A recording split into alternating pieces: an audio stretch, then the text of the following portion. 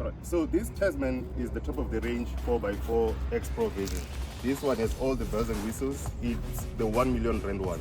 So in this color, it's in 10 beige. You get a few color options. You get a blue, you get a red, and there's also a black.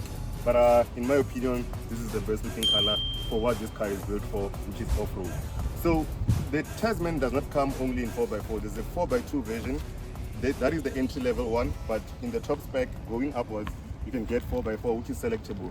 So you can also switch it to front-wheel drive, all-wheel drive, or only rear-wheel drive. So this car has all the kit. So looking at the front, yeah, the design is very opinionated. Some will say that when I look at it, it reminds me of a Renault Duster. But yeah, everyone has their own opinion, and everyone has a specific brand that they like. So in the front, you'll see that it has tow hooks here, so in case if you want to pull someone. This thing is a proper off-road car. Then if you look, these lights here on the side, they are pure LED lights, and yeah, they're very bright. I've driven this car at night and it is very bright. These spotlights as well, they are very bright and they illuminate the road very far away. Coming to the side, you'll see that the car, it starts with 17-inch rims, and all the range comes with 17-inch and all-terrain tires. Here, as you can see, the side skirts, these things are very, if you look at them, they are very protruding to the side. So the issue is, if you're doing a lot of off-road work, they are prone to be scratched, and you'll find that it's going to be very expensive to replace this light if something hits it. So the design is very sporty, it's very off-roady. I like it. The ground clearance in this car is about 208 millimeters. So yeah, overall, this car is a very good looking car. So coming to the sides, we've got piano black here on the side mirrors and LED indicator lights here as well. It looks good. The side step is very steep, but it looks like it's made out of, yeah, it's made out of plastic, but it's reinforced inside with some steel. Then you get some roof rails here at the top, in case if you want to take your bike through off-roading. Overall, yeah, it has all the bells and whistles. So let's come to the back. The suspension, it uses a leaf suspension. It doesn't use a coilovers or something like that, as you might find on the Raptors and all that. But yeah, overall, it's a very good looking vehicle. On the back, you'll find that it's not using drum brakes, it's using disc brakes. So yeah, you get some proper stopping power, and the disc brakes are available over the whole range of the car. So let's come here to the back. Then you can see we've got LED lights here at the back as well. It looks very proper. Then there's also a camera as well. This is the rear view camera that can, when you're reversing, then you can be able to see where you're going. So there's also a light strip here. This light strip also looks very cool. So yeah, overall the design of this car is proper, and the load bin is about 450 millimeters. So yeah, looks very good. Then you can fit a load bed here up until 750 kilograms. So yeah, overall it's a very nice car.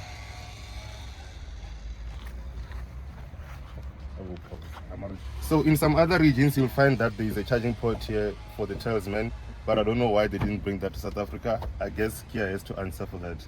Then there are these hooks here that you're going to use. These are for when you want to fit a canopy or you want to fit a roll bed. So yeah, it has a lot of features. The design of this car is very subjective, but Kia knew what it was doing when it made the interior. These Hiluxes, these Ford Rangers, they have nothing on this car interior. I was surprised with how good it looks and how it feels when you're inside this car. Let's go and see.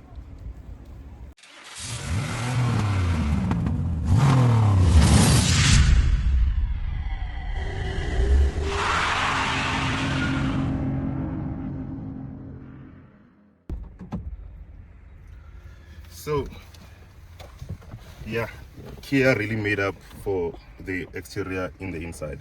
When you're inside this car, it feels premium. They use all the best material. You can see the leather here.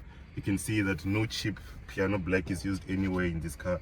Everything feels premium. Even the gear stick, it uses the traditional gear sticks. I know a lot of manufacturers are moving to using those swivel wheels, but yeah, this looks traditional and robust. So there's a lot of space here in the car. The carby holder here, it's very big, can fit a lot of stuff in here. You also get a 12-volt socket here. So this is actually 180 watts, so you can add a lot of accessories here inside the car. So you get big cup holders, you get wireless charging, which is a Qi standard, you get 2 USB ports, which are very fast USB ports, so you can charge your laptop even with these USB ports. So unfortunately this one does not have a sunroof, but in some markets you get a sunroof for the Kia Tasman. The infotainment system, let me start it up for you, it's very refined. So it goes up there with the best in the market with your BMW X-Drive. It's better than the Ford infotainment systems. You get wireless Android Auto, you get wireless CarPlay. So yeah, it has all the features, trailer assist. So it's very smooth, like yeah, the animations are very proper. So overall, yeah, there's nothing that I can fault about this interior. So the headroom, the space, like there's a lot of space, like the build quality, you cannot shake anything here. There's no creaks. They've used the best materials in this car.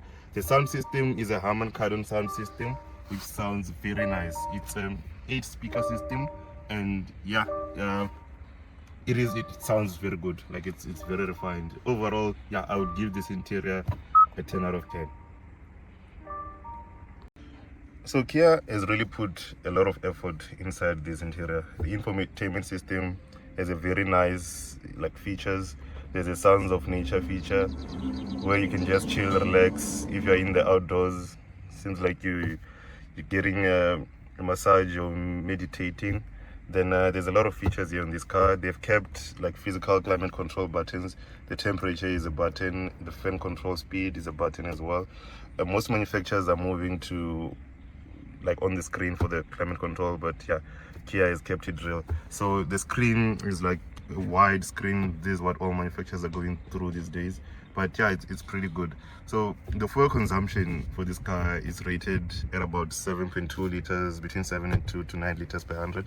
But while driving this car, I was averaging about 14.3, but you know, it was short drives, and you know, it's a fairly new car. The engine is still bedding in, but now I'm gonna reset it. We're gonna go for a drive, and then let's see how the fuel consumption is gonna be like under real world conditions. So looking at the steering wheel, you'll see that it has a lot of physical buttons. There's no touch sensitive buttons. Like a lot of people complain they don't like those anymore. They prefer like real physical buttons, and Kia has made that.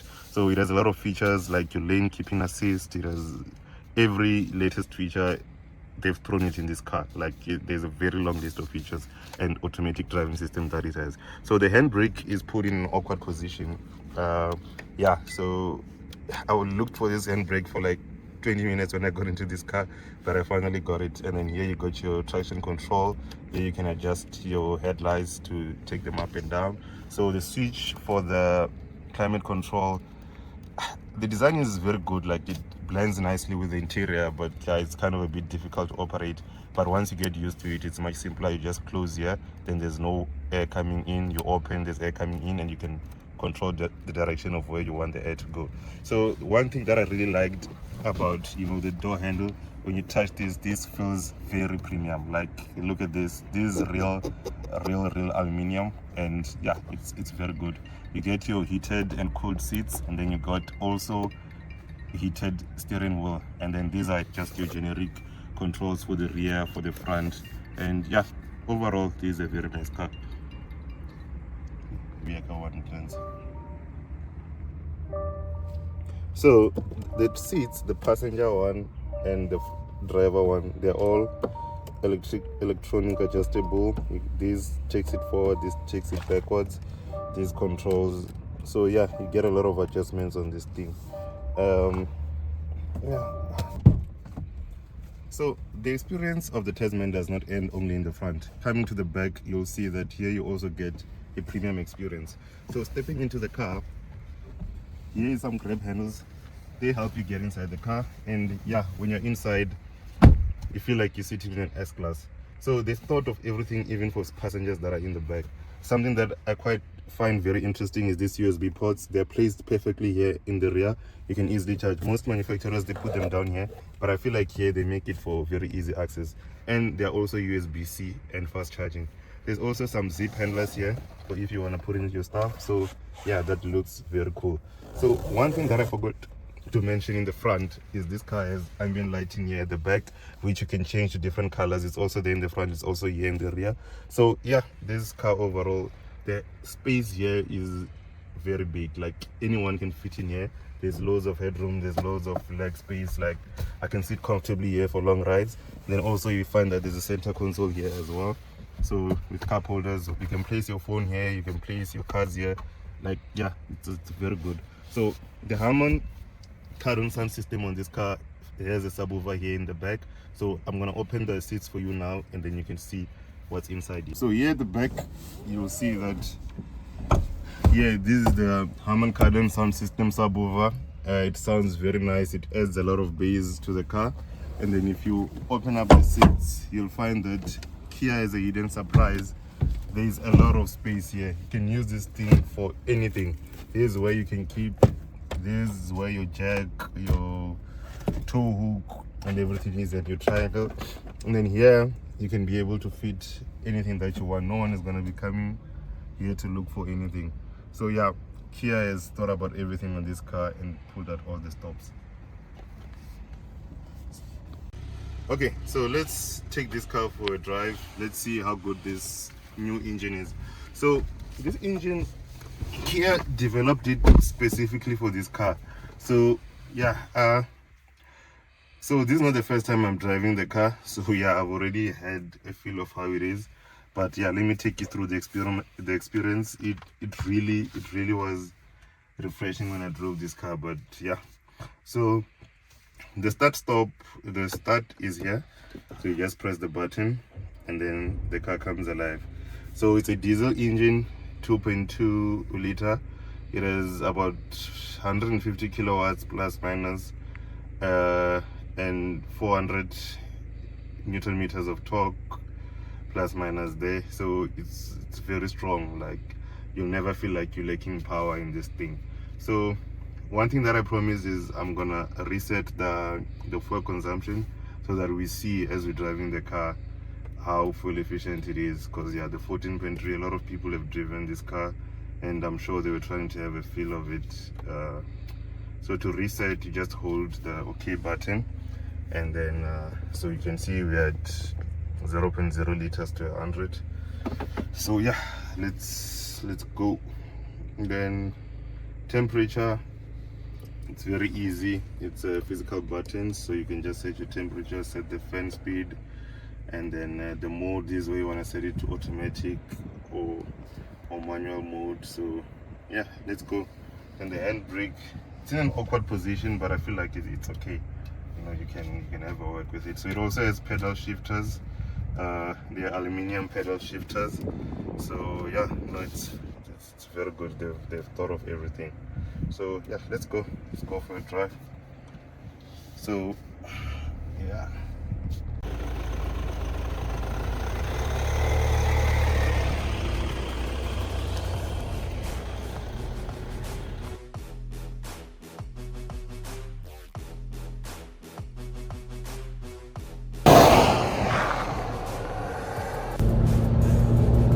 That's 100. Yeah, no, you will never feel like. So yeah, overall it's very nice.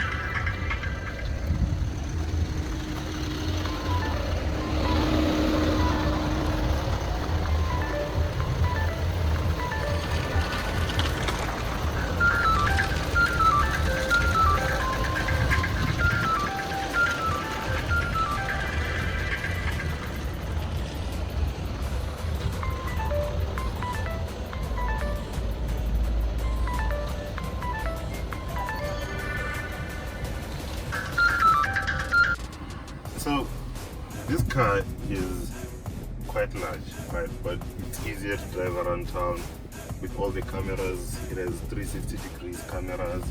When you're turning, there's blind spot monitoring here on the cluster. So I'm just going to show you how easy it is to drive it around town, to park it, and yeah. The car also gets quite a lot of attention. You see that people will stop and stare at this car as you're driving around, because yeah, it looks like a tank. So I'm just gonna park it here. You will see that the cameras, when you pop the car into reverse, they pop up, and then it has a nice 360. You can have a nice 360 view of the vehicle here. You can change it however that you like. You know, this is quite nice. Like when I had a look at it first, so let's say I want to park there, so I'll just move it a bit like this, and you'll see the camera will move as you go with the car. So this is a very nice feature. It's very responsive, and it makes it easy to park this car anyway. So when you go to the front, you'll see that it activates the front camera, which is very high definition. Then when you go into the back, then you can easily park this car anyway. Alright, so let's just go. Let's wait for this one to pass. Sorry, I think this one wants to leave the parking space. Okay, let's do this. Actually, just so we're just gonna do this one quickly.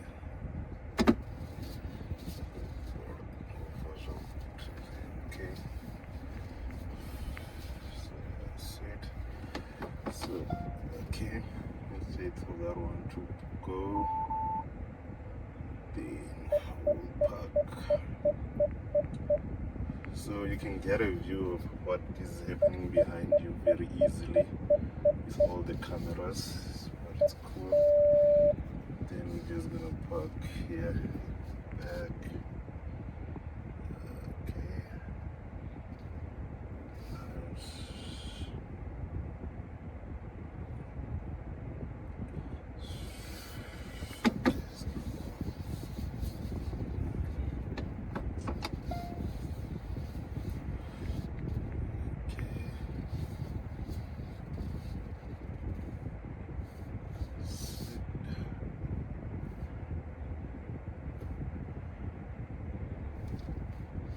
So I quite like the definition of like the 360 degree at the top, and it also shows you here on the cluster how far you are from the vehicle behind you. So if you move a bit backwards, then you'll see that it turns a bit red and then an orange, depending on how far away you are with the car.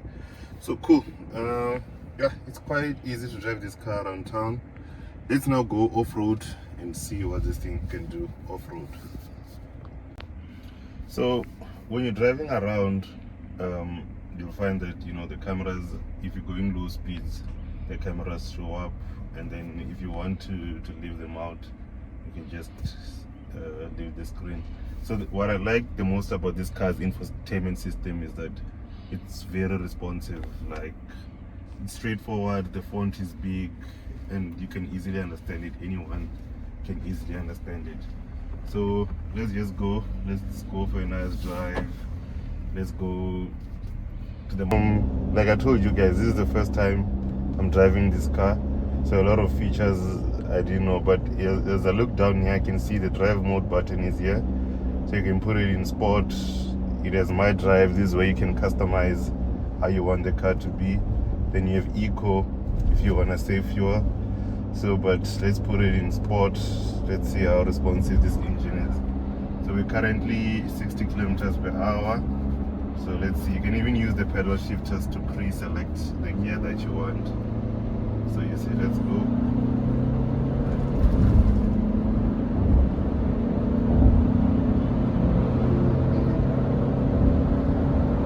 Okay, 120. 130, 140, 120. That is, yeah, so it's pretty fast. So the handling is pretty good when you're driving along the motorway. You'll see that, yeah, it handles very well. Even the bumps, you don't really feel them that much. So yeah, it is quite a nice drive. It is quite a nice just cruising your 120. So let's see how it drives when you're in eco.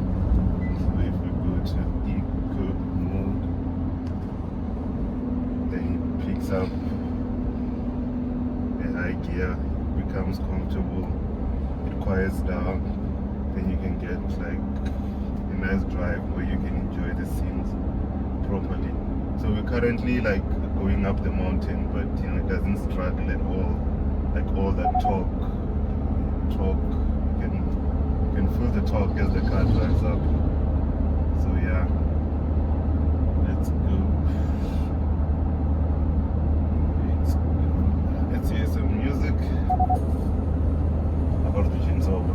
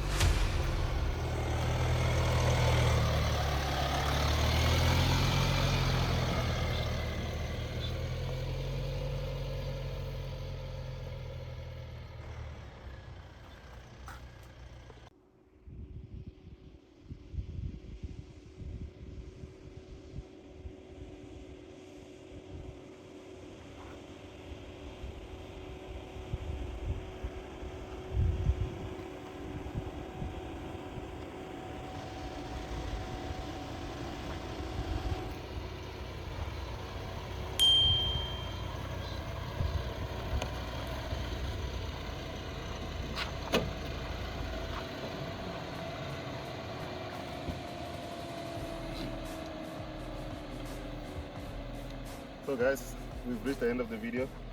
So what's my overall take on the Tasman? So yeah, this car, you have to drive it to experience it. You know, the drive, as soon as you get into the car, you'll forgive it for how it looks in the front. So if you want to book your test drive, come down to Les Trichat Kia. This is the only one that is there, and it will be gone soon, because anyone who test drives this car will never want to drive another off-road car again. Thank you very much.